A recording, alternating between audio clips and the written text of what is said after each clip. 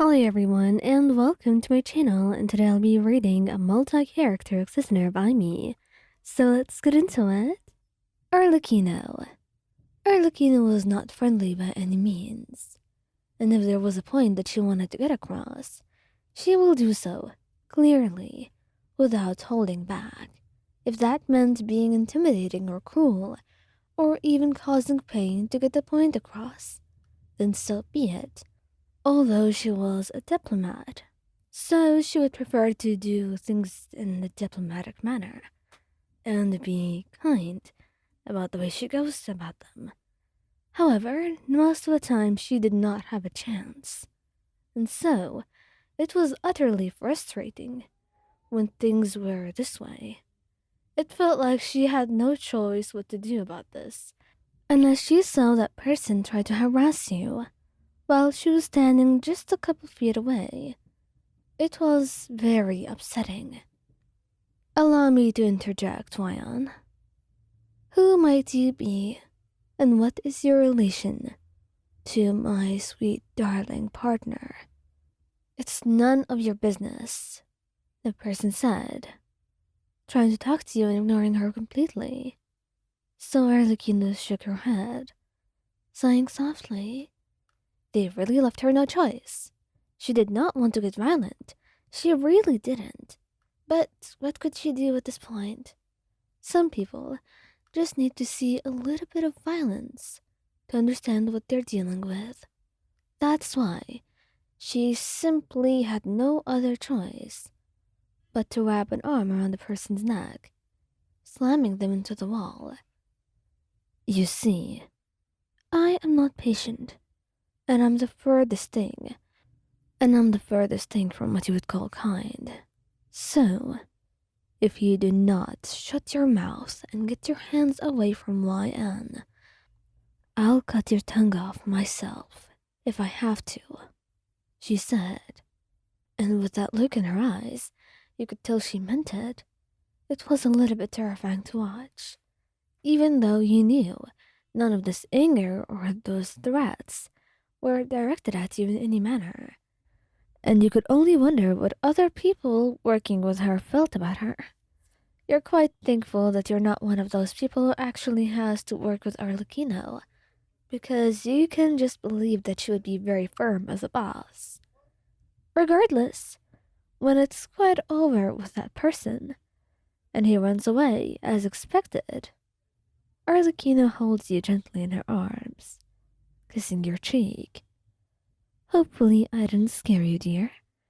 And if I did, then I owe you an apology for certain. Only just a little bit. You lie. And she chuckles. She can already tell from your eyes. But she doesn't mind. Instead, she wraps an arm around your waist and walks with you the way home. She is quite sure nobody will dare bother you again. And if somebody tries, she is more than willing to teach them the lesson. Of course, she will never permit someone to do one thing twice, because she's not a fool. But most importantly, she does not like stupid mistakes. And as it turns out, a lot of people did not come out of them alive whenever they made stupid mistakes when it came to her, so she would not be facing that anytime soon. Wriothesley. Wriothesley can be quite unpredictable, but if there was one thing that he was firm about, it would be boundaries. He had his own boundaries that he wanted to uphold, and he knew that you had your own boundaries as well.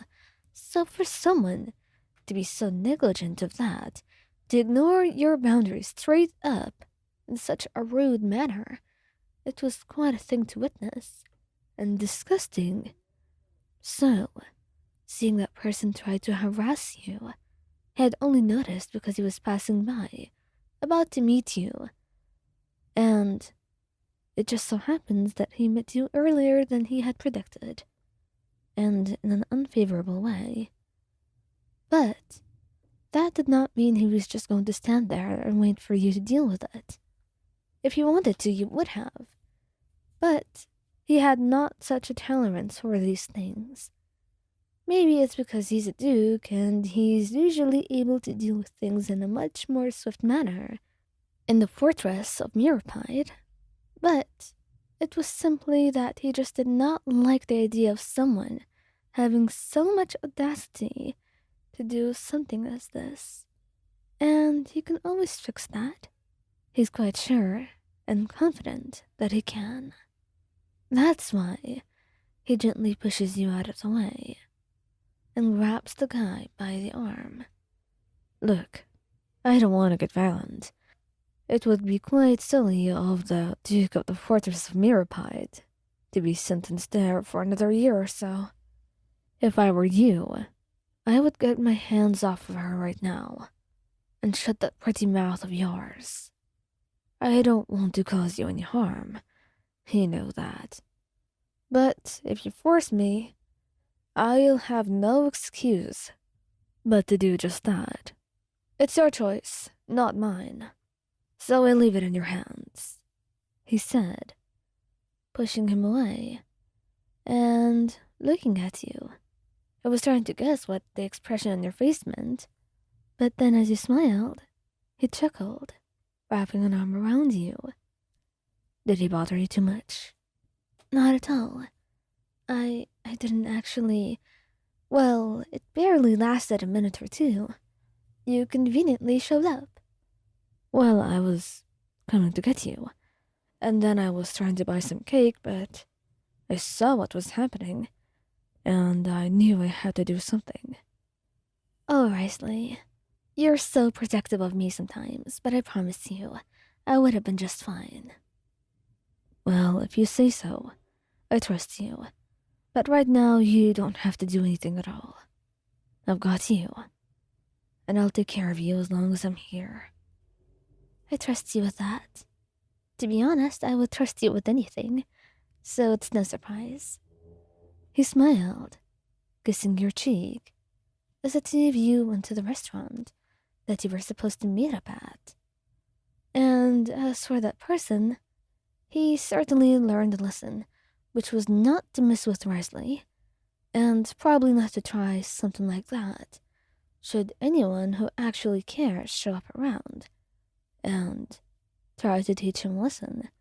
Wriothesley was merciful this time, but there is not a guarantee that anyone else will be.